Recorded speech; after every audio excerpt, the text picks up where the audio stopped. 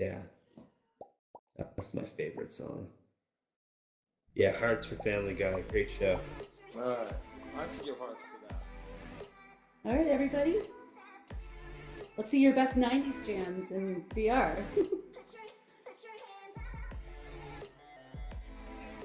Ladies and gentlemen, welcome to this week's edition of The Hive. So please do as the song says and put your hands up for The Hive with your host, Navah. Oh, hey, everybody. How's this beautiful Thursday today? How's the weather where you are? I'm sure it's good. Give me some hearts if it is. I'm here with the amazing augmented reality creator, Hurd. Hi. Yes, so good to have you here at the Hive. It's amazing. Thanks so much for having me. Yeah, You're like a great. celebrity. I feel like I've taken so many selfies with your work. It's an interesting thing in certain circles, maybe in certain circles, celebrity. Well, you've been definitely traveling the world like a celebrity. Where have you gone? Oh man! So last year I got to go to let's list them: New York, San Francisco, LA, London, Vancouver. I went to Panama City. Been all over the place. All over the place. Wow. I know. I saw a picture of you in the United Nations. Were you creating a filter for them? Yes.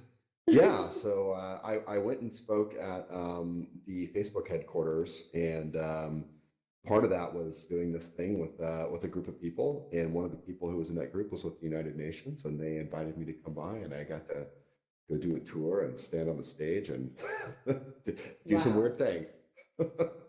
Well, you've created some really fun and nostalgic filters on Instagram and Facebook through Spark AR. So if anyone doesn't know what Spark AR is, could you tell them a little bit about what Spark AR is and Instagram filters? Sure. So Spark is essentially the software that you use to build all of these things back here that you can see behind me. And more, of course, but you build it once and you can publish it with Facebook and Instagram and eventually Portal and maybe even Oculus and maybe even some other things too coming out in the future. We'll see. Could you share a little bit about your background? Because I read a little bit how you were in marketing or advertising and how that correlates with what you're working on now. Yeah, totally. So I have been in advertising or some form of that career for for about 22 years total, and started off really kind of in the infancy of the web or the information superhighway, as we used to call it in the 90s. I started doing that and have always kind of been on the more innovative side of the advertising side of digital marketing. So that's a complex way of saying that I like to play with things, play with big boys. With some of the, like you said, innovation. So how did you, with your background that you do have in the digital marketing and the advertising, how do you feel like it fits? How what you're creating, what you're doing fits into that marketing for brands, especially? Sure. So brands really, well, one thing is that these are very, the virality of these is kind of unmatched from anything that I've ever really played with. So because of that, of course, brands want to latch onto that and figure out how to get a viral filter or some sort of content. It's all about content. So yeah, this is a good way for people to create their own unique content. So I kind of treat each one of these filters as a similar to how you'd use like a Giphy sticker. Like how's that person trying to express themselves? So yeah, that's true. Yeah. Like how long do filters take if you're starting out versus to where you are? Like how is that process? Pretty quick. So there's one up here that has a pickle and a cat on it. That was one of the first ones I built. I probably built that in about 4 hours, and I built that probably the first couple of weeks that I was messing around on it. And wow. That's actually an existing meme that's existed before I created this. And I actually reached out to the guy who created it and talked with him about it to ask him if it was cool if I did that. So I'm sure he loved that. He did. He's into it. Yeah. Well, that's a thing, I mean, being able to take like today what's happening and make a filter from it, that's marketing gold. Have you had an experience where you've seen something? Oh yeah. Oh, for sure. So, I mean, like you said, it's because you can build them quick. You can really kind of react to what's happening in the world. So, um, I know obviously we have some sort of a pandemic situation going on in the world right now. I don't So even there's know a what lot, that could be. right? Right? But there's a lot of filters around it. I mean, there's a lot of content around that, people creating filters, and that might be people just creating masks that's irrelevant, or it could be something that's more educational, trying to teach people about how to wash your hands and singing happy birthday and things like that. But that's more of an event that's happening. But even something that's like the what Disney filter you, Right. Oh, that's so the popular kid, right now. it's super popular, and the kid who created that, he posted it in the Spark AR community. Had no idea that it would be as successful as it was, and then a week and a half later, it was on Jimmy Fallon, Crazy. and he was like, "Oh my God, I'm going to get sued," but they didn't. They were very nice about it, so it worked Wow. out. What inspires you from just the personal side, like the artist side of you versus the, marketing brand hat person? What inspires you to create filters? Like, for example, one of my favorites, because I'm a 90s girl, is the uh, class of 1996. yeah, You have like four different backgrounds and they legit are all 90s aesthetic. It's crazy. yeah. So funny you say that. The way that I built that was, the laser one is pretty popular. I've seen a laser background that's pretty well known, kind of throwback, like a vaporwave looking thing. So, Hmm. and it's real. We all remember the laser background if you grew up in that time period. So, For sure.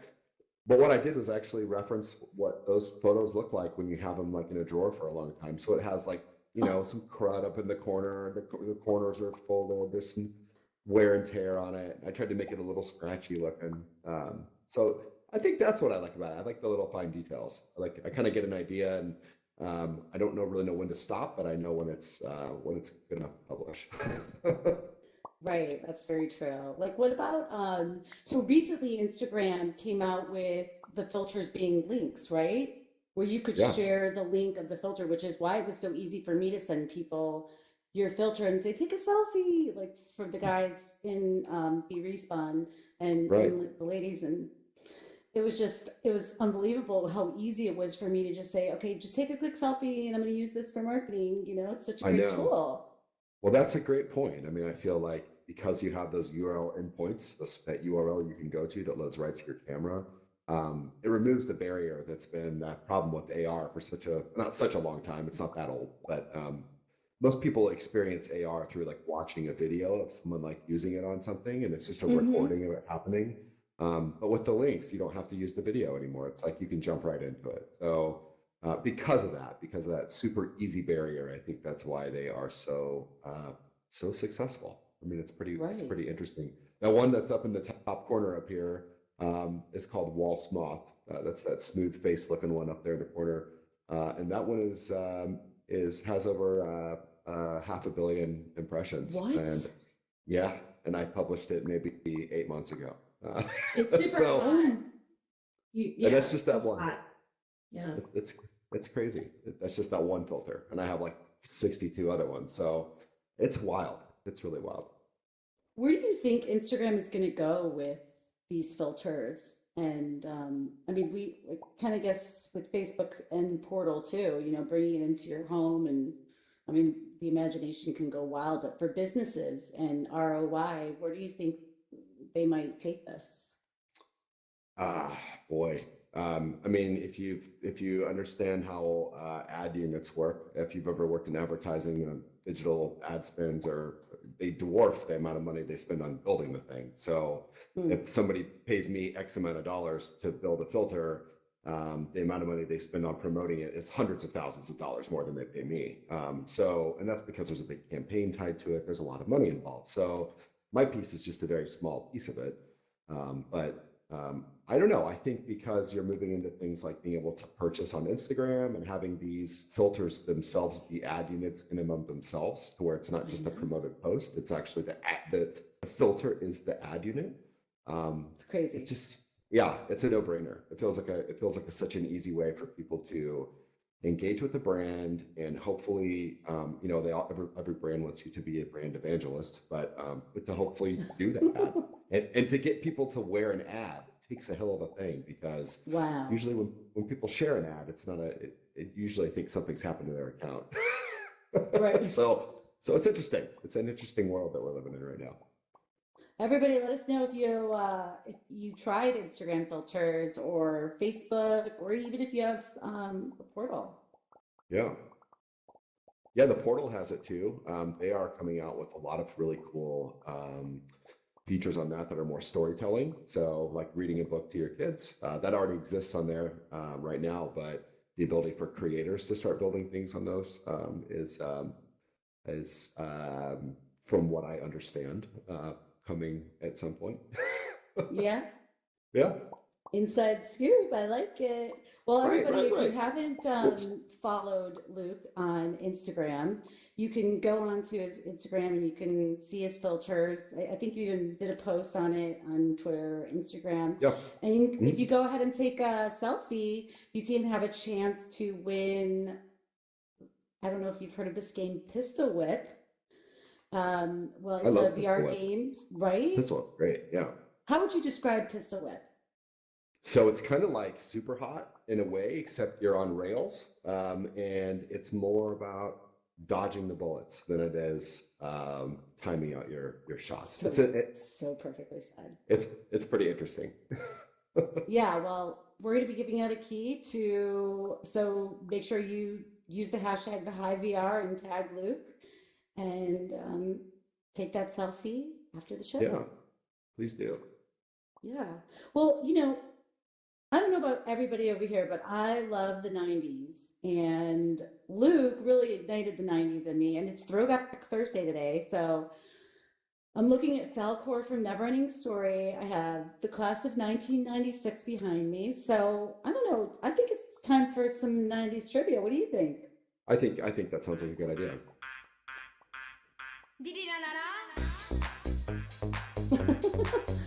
All right, let's see what people think about their trivia.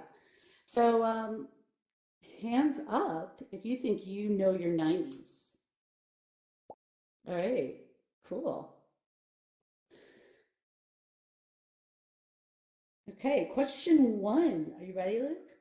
I'm In ready. the 90s, what was originally used to access the internet? Okay, so there's going to be your emojis are right by you. Just use one of the 3 that are up here. So if you think Google's the answer, give me the clap. If you think America Online, You've Got Mail is the answer, which I think is pretty much everybody's answer over here. Oh, even Luke, or AT&T. Dun, dun, dun, dun. All right, the answer is exactly American Online. Yeah. AOL. What was it like? Wasn't there something else? It wasn't just You've Got Mail. It was something else with AOL. I think they used Oh to yeah. say. So I know them all. I was an avid AOLer for about 7 years. So when you would sign on, it would go welcome, and then it would say You've Got Mail. There was a goodbye. We'd sign off. Yeah. Yes, exactly. Oh yeah. All right. So everybody, by the way, everybody aced number 1. So let's go to number 2. I don't know about you. I love candy, and I especially love gum. We had a lot of gum options. We had Bubble Jug, Ouch, Fruit Stripe, Hubba Bubba. Ooh, the best. Right? Big League Chew. Right? We still have Big League Chew. I still actually, That's it's still a favorite. Yeah. So, what does everybody think? Clap, tongue, heart. It's kind of like love. All right. Well, if you use the heart emoji, you are correct. So give yourself a round of applause. Good job. We have some perfect scores right here. That's right. Of course, Luke, Mr. 90s. Oh, Hashtag like I said, TBC. it's kind of cheating when you grew up in it. Well, memory, Okay, right. question number 3. we're in a game right now, so had to throw this one out there. What was the name of the company to create the 90s toy Tamagotchi, which, by the way, just had its 20th anniversary? I didn't even realize that. I saw it That's on crazy. the VR's, like, on my social feed. But 20 yeah, so was years. it Sega Toys, clap, Bandai, I don't know if I should call it a tone or like a laugh, I guess, and then Hasbro Heart.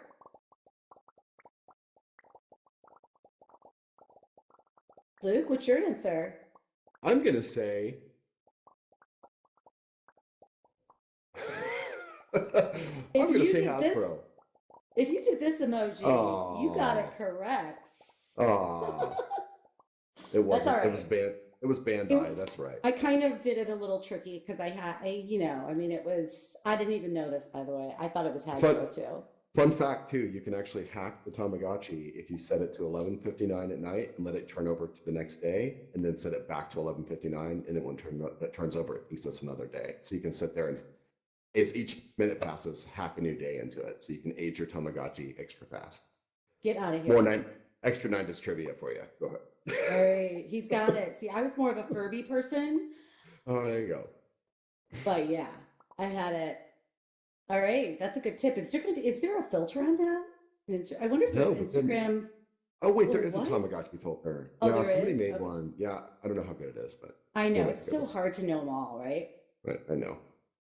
I think we're ready for question number 4. Is everybody else ready here? Who's ready to get another answer right? I'm ready to get one. Okay. This one I know. Beavis and Butthead. Is that what they did? Oh. Which character from Beavis and Butthead got their own spin-off show? See, cartoons get their own spin-off shows too. Yeah. The one is, well, never mind. I'll say that afterwards. Let me let everyone get their answers in. All right. This is the answer, everybody. Daria. She always had such a great personality. Totally. Okay. The guy in the middle here is his name was Mr. Anderson, and that is who Hank Hill was based on later on. Wow. You're like we're gonna have to do When a you whole told me there was blog on 90s this. trivia, when you told me there was 90s trivia, I was like, oh, this is dangerous. I mean, I'm gonna have to shut up. Mr. Anderson. I didn't know Mr. that. Unbelievable. See, you learn something new every day. Tamagotchi tips. And look, we didn't have to leave our house, get any germs. We don't have to wash our hands for 30 seconds because we gave That's each right. other a high five, right? We're in the hive. We're in social That's right. VR. This is so cool. All righty. Question number 5.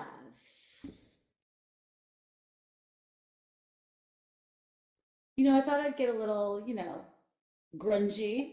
Because I was like Nirvana and Uh-huh. so what style shirt did the grunge movement make popular during the 90s? Ooh, Seems okay. pretty well. Yeah, okay, all I right. think we have a full house of answers here. Mm-hmm. Luke, it's your turn. Oh, that's the answer. You got it. All right, I all still right. own, I still wear flannels. I'm keeping the Yeah. grunge movement alive. Give me some hearts if you are too, because Yes, who doesn't want to keep that grunge movement alive? I have to. It can't all be love songs. We have to have some songs about other things, right? Right. Oh my gosh, there's so many things that need to come back. All right, Yes. question number 6.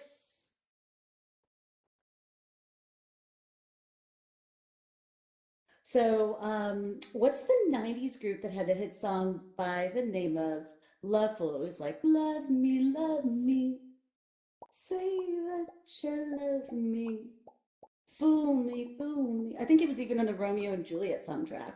It sure was. It sure was. That is a good poll. Go on. I'm not a singer, but I'll do karaoke to some. Yeah, sure. Yeah, to some Cardigans. That's right, everybody. You got it right. It was on the Romeo and Juliet soundtrack for sure. Yeah, for sure. But look at Well, Hadaway in that garbage. picture. He was just like, oh, hey. Yeah. Right? I know. Oh, that's like more of like the 2000. All right, question 7. This is the last question. And then you guys get your questions for Luke. What show did Claire Danes get her start on? This was her first show.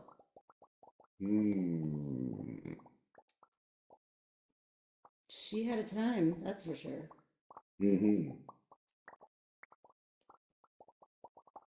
Law and Order, Homeland, or My So-Called Social VR Life. I mean, My So-Called Life. Yeah.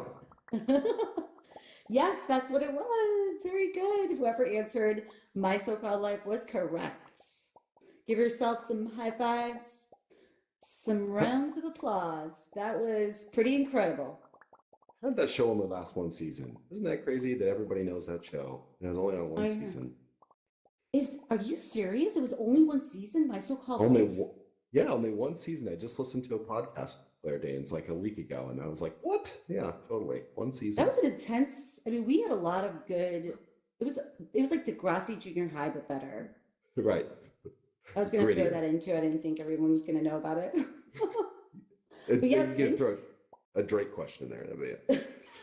I know we did miss that Lisa Turtle question. Does anybody know what show Lisa Turtle was on? Was it Saved by the Bell? Give me some cards. What's another show I could say? Boy, what's a good 90s show that Family Matters? Oh, was it Family Matters or was it Mr. Belvedere? Yeah. Right. Very good, guys. Yeah, that was a pretty easy one. We just had to throw it in because it wouldn't be the same 90s if Saved by the Bell wasn't in it. So yeah. Anyway, yeah, thanks for playing the games with me. Of course. And thank you everybody for joining us. We are The Hive. We're here every Thursday. Want to thank everybody who helped out. Bulletproof, who's doing the video camera right now, Vivian, Project, Cami, and Megan, and Nira for throwing, and also Kevin for bringing in and creating Valcor. Yeah, this is incredible. Oh, so definitely go take a picture with it if you want to. Yeah, it's amazing. It's so good. Next week, we're going to have Louisa Spring. She is the CEO of Modus XR, which is AI analytics in healthcare and telemedicine. Telehealth. Her project was focused on Parkinson's disease. It's a really cool, interesting. I was able to try it out. It's both AR and it's spatial computing and virtual reality. Her experience. Very so cool. That's next week at 8:30. And as always, don't forget, take your selfies with Luke's Instagram filters that he shared and use the hashtag the Hive VR or tag us and tag him at Luke Hurd. Please and do. you'll get a chance to win Pistol Whip. Yeah. Whoop, whoop. Which is a super fun game. I know, right? And like one more thing, isn't it crazy? Doesn't it feel like we're hanging out right now? It does. Yeah. Isn't it weird? I say it is weird because it just feels like we're hanging out, and it's almost like there's no barriers. We're defying distance, as Oculus would say. I know exactly. All right. Well, thank you. We'll take some questions for Luke. So.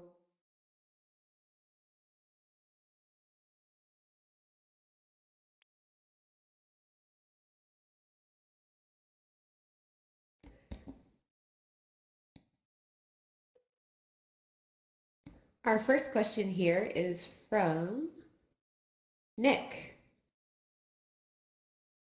How's it going? I was way back at the beginning, you said you visited Vancouver. I just want to say I'm actually from Vancouver. Awesome. Fun fact. I also just wanted to ask you what's your favorite part of what you do? Like, what's your favorite thing about being a creator? So that's a great question. First of all, Vancouver's amazing.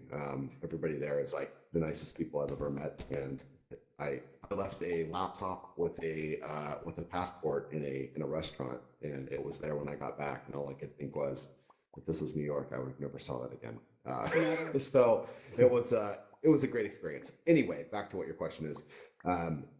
I think my favorite part is something that was completely unexpected, which is that I had a whole lot of people follow me from all around the world.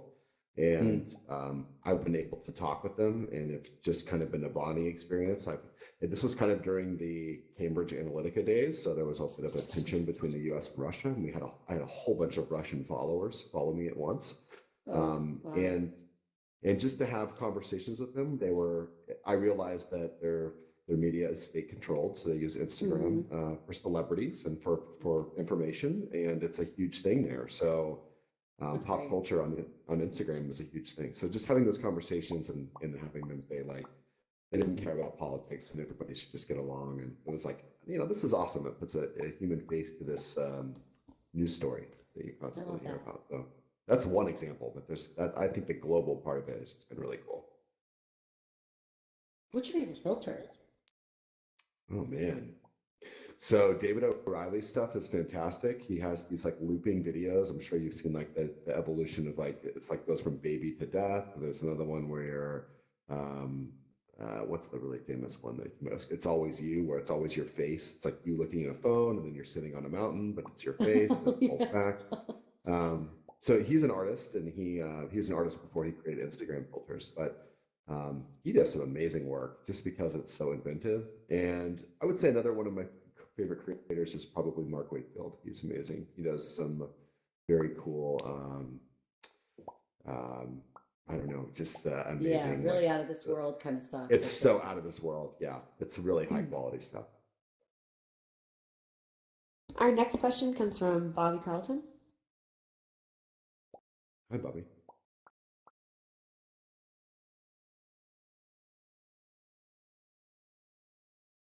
Oh, there we go.